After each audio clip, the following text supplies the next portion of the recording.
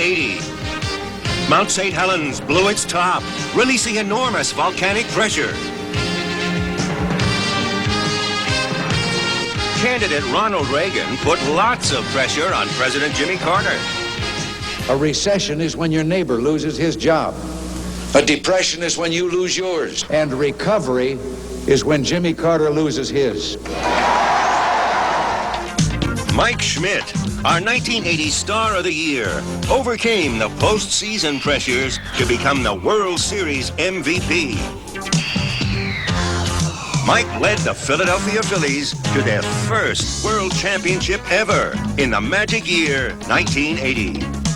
1980 was a very special year for me because something happened to me in 1980 that's very important to a ball player that's ever going to achieve greatness, and that's be in the utmost of a pressure situation where the pressure is at its greatest, and to be able to be totally relaxed and to express yourself and succeed under that kind of pressure. And that's the way I felt in the World Series in 1980.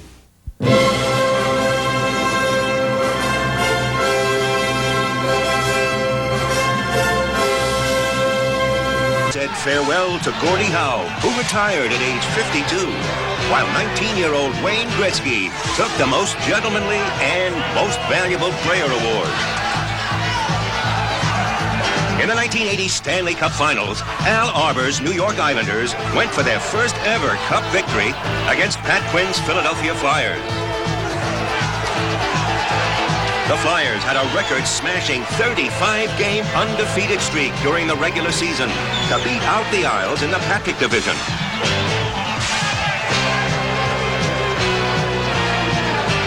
But that was all ancient history. This best-of-7 series for the Stanley Cup was all that mattered now. The Flyers faced elimination in Game 5, but Rick McLeish scored a pair to force it to Game 6 in New York. An Islander win would mean the first Cup victory for any New York club since 1940. The team swapped goals for 3 periods. The Isles took the lead twice, but each time the Flyers tied it up. The weary squads battled to a 4-4 tie at the end of regulation. Now, sudden death. The Flyers were fighting for life. The Islanders trying to end 40 years of frustration for New York hockey fans. And Bob Nystrom did it.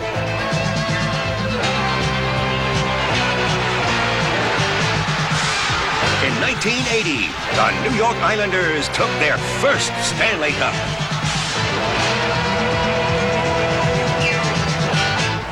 Super Bowl 14. The Rams had a short trip to Pasadena, but the Pittsburgh Steelers would make it a long ride home for L.A.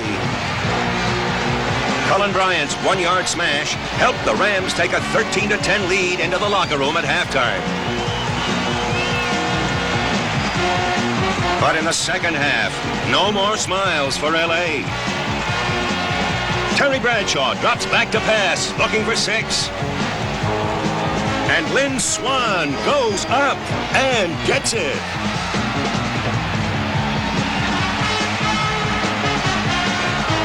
The Steelers had the lead, but the Rams kept fighting.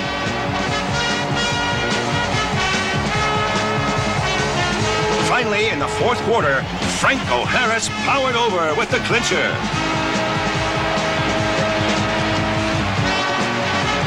MVP Terry Bradshaw and the Pittsburgh Steelers had done it again. Super Bowl champions for the second straight year.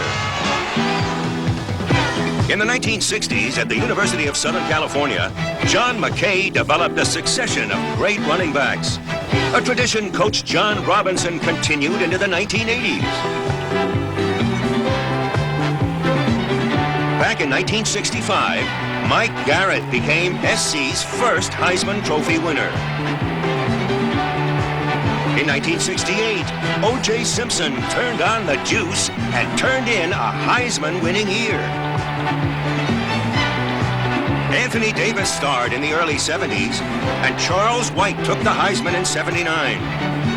Marcus Allen had a great year in 80, but didn't pick up his Heisman until 1981.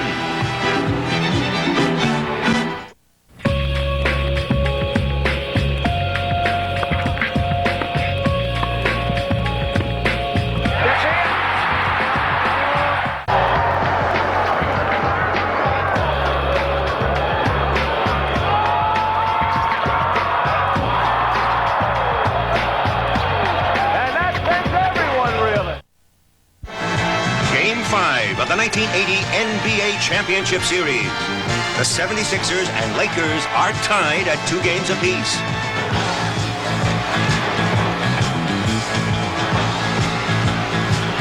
The Lakers look to Kareem Abdul-Jabbar to keep them rolling.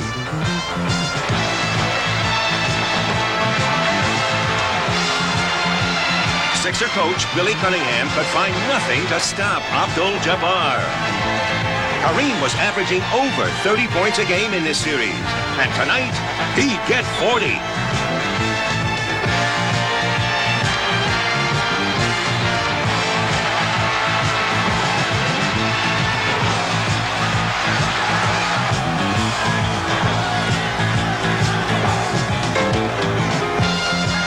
The Sixers couldn't stop Kareem, but a hard landing and a twisted ankle could.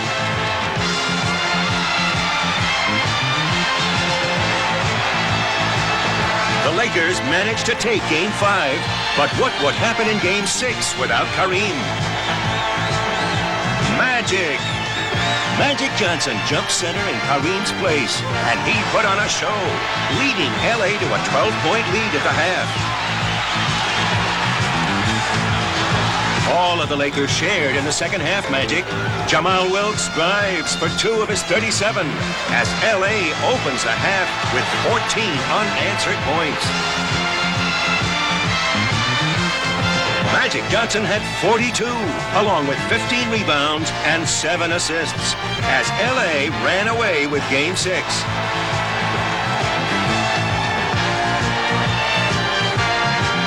The Lakers were NBA champs, and Magic was the MVP.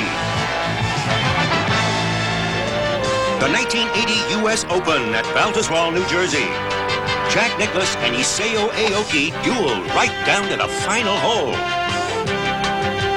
Aoki kept up the pressure with shots like this one. He was on target to break Jack's tournament record.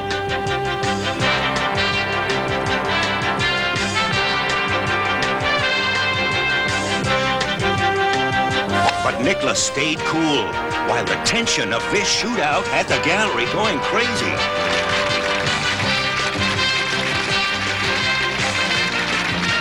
Aoki saw his record-breaking 274 bested by the best. Jack Nicklaus, mired in a slump since 1978, written off by many experts, finished with a 272.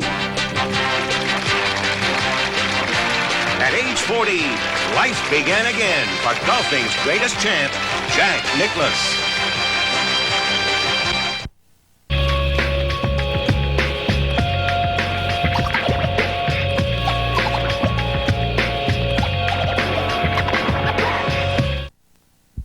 In 1980, the world lost Alfred Hitchcock, Hollywood's master of suspense. Hitchcock's legend had grown up with that of his stars, like Cary Grant and Ingrid Bergman, co-stars of Notorious.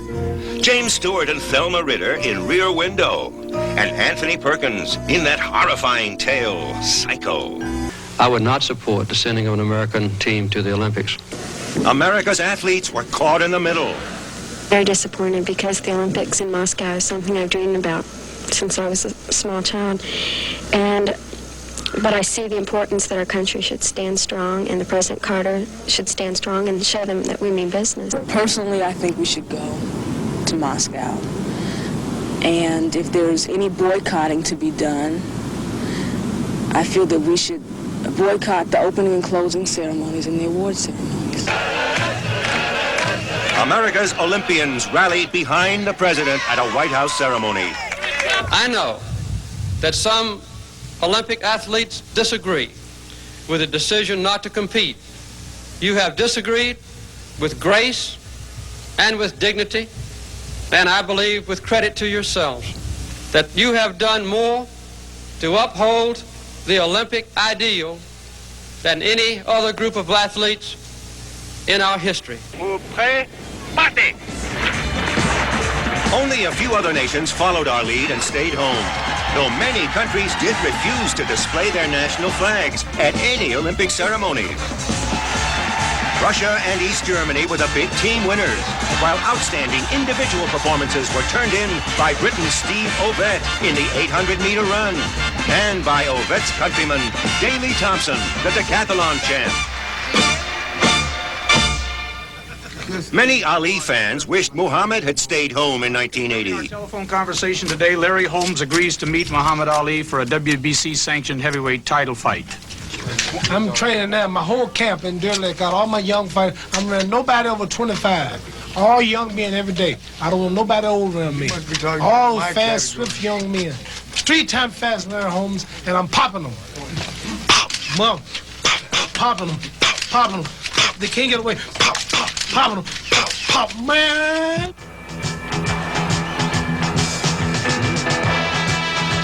The 38-year-old Ali could still entertain, but could he fight the swift young champ, Larry Holmes?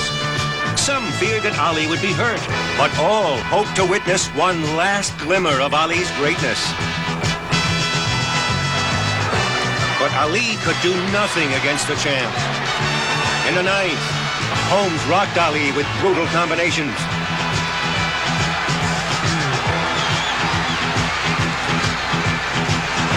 Ali stayed on his feet, but the celebrity-filled crowd saw hope begin to die for Ali. After 60 fights, the magic was gone. The greatest would not come out of that rope-a-dope to float like a butterfly and sting like a bee. Ali had been in the pro ring since 1960. He'd been world champion 3 times.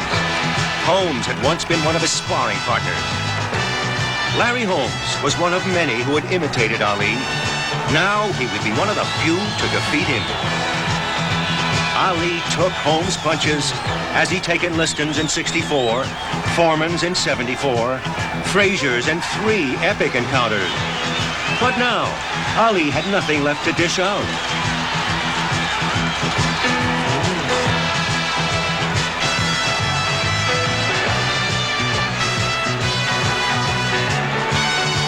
Round 10 finally came to an end.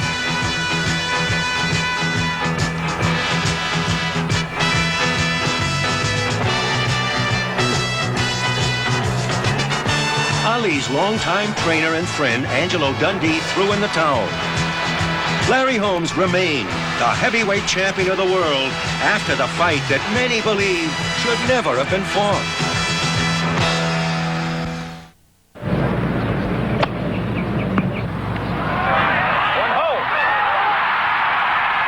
You're watching ESPN Classic. Has some time. Now scrambles away from one hit. Look, uncorks the deep one for the end zone. Phelan is down there. Oh, he got it! He got it! He got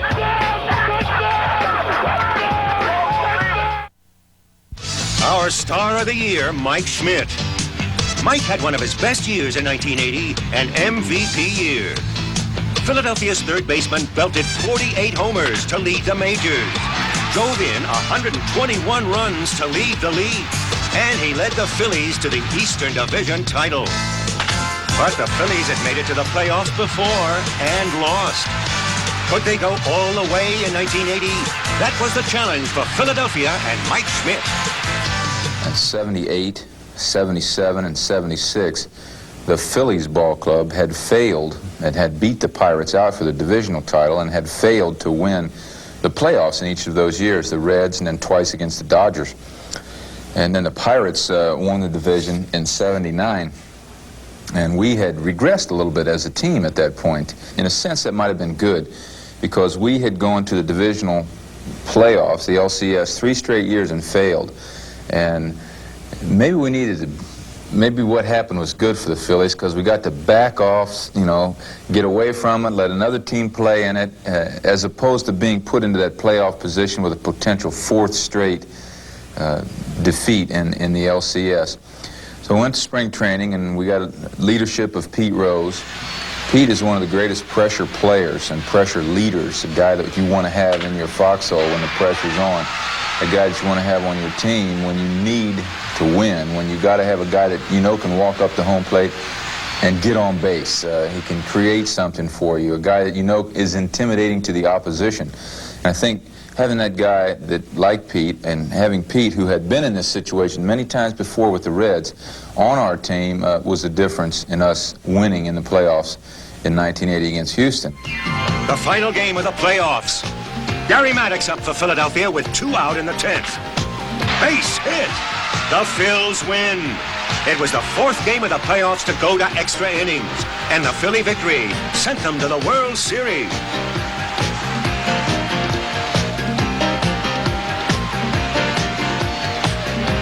Those extra inning games had worn out the Phillies pitching staff, but manager Dallas Green knew he could count on relief ace Tug McGraw when the going got tough. Tug and his antics just are fun to be around. I don't know how to put it any other way. But there are very few guys that ever took pitching as seriously as Tug McGraw did, and especially in 1980. I know he did in '69. With 1980 from the All-Star break on, I don't believe Tug McGraw gave up a run. McGraw got the save in Game 1. The Phillies' first series win in 65 years.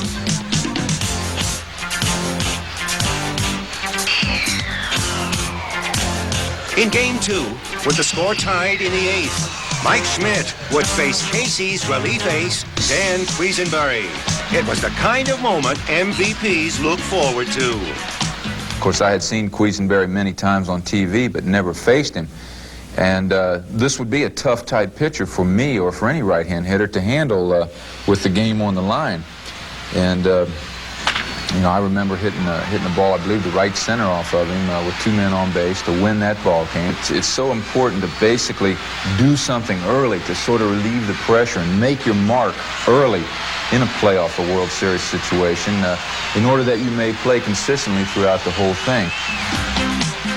It was on to Kansas City. On their home turf, the Royals looked to their third baseman, AL MVP George Brett. And Brett came through. The Royals took games 3 and 4 to even the series. In a losing cause, Mike Schmidt came through with some big hits of his own.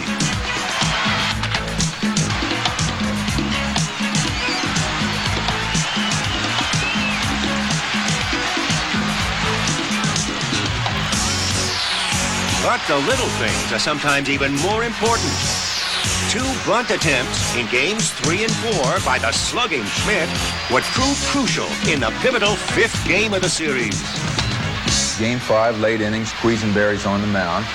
Now, don't forget, I have bunted successfully once and unsuccessfully once, and I walk up to lead off the inning in Game 5. We're down 1 run. Now, I would never bunt in that situation because a home run would tie the ball game up, and I can hit a double, and I'm a power hitter. And a guy that, if I can tie the ball game up with 1 swing, that it's a cardinal sin to drop a bunt. So that bunt was not on my mind at all. Yet what I had done in the 2 previous ball games had created something for me.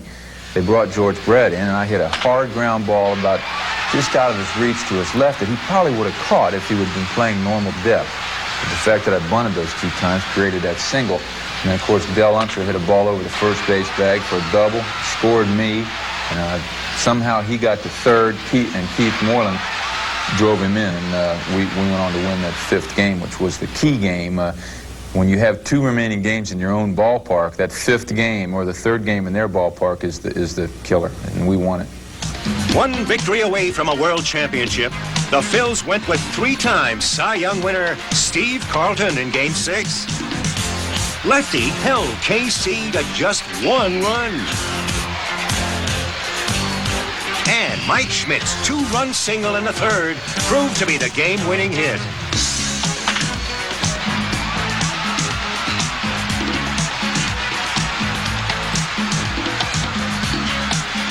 With the hard work out of the way, Mike could think back to a conversation he and Tug McGraw had had before the game. And I'll never forget when Tug picked me up in a station wagon going to the ballpark, and I described to him how it seemed to me in the World Series in the final game every year. One year it was Will McEnany from in the Boston series with the Reds. I remember him on the cover of Sports Illustrated jumping up, and then it was Tekulve in '70. And I said, Tug, I know you're going to be out there tonight when this thing ends, but when that last out, man, wait on me, because I want to get in there and I want to get in that picture, you know. They always have that stopper on the mound with his arms up after he strikes out the final hit. We were saying it in jest and kidding. It turns out in that ball game that Tug's out there, we have the lead, Tug strikes out Willie Wilson to end it all. And it was like a story, just like a storybook ending. Strikes him out, turns and looks at me like, just like we said, and I went sprinting in there and dove on him.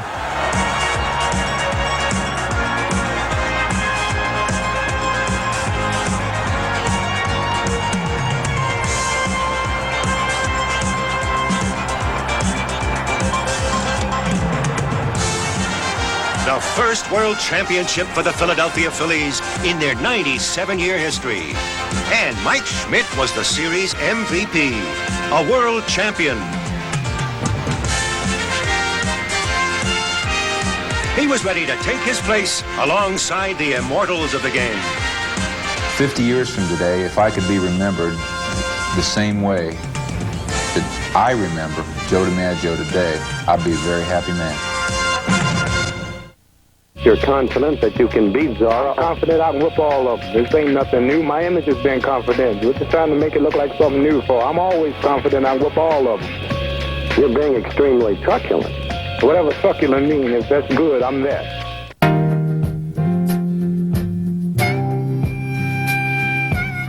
There was this mystical figure out there that everyone knew about, but no one could see. You don't call me anything, just call me the doc. From the University of Massachusetts, Julius the Doctor!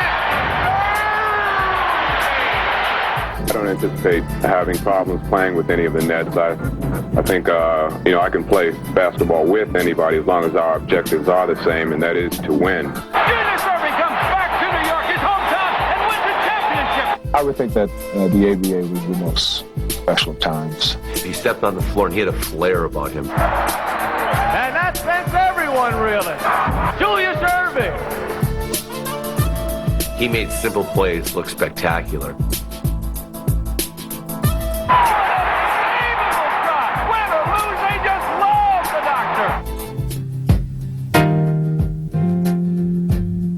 You're watching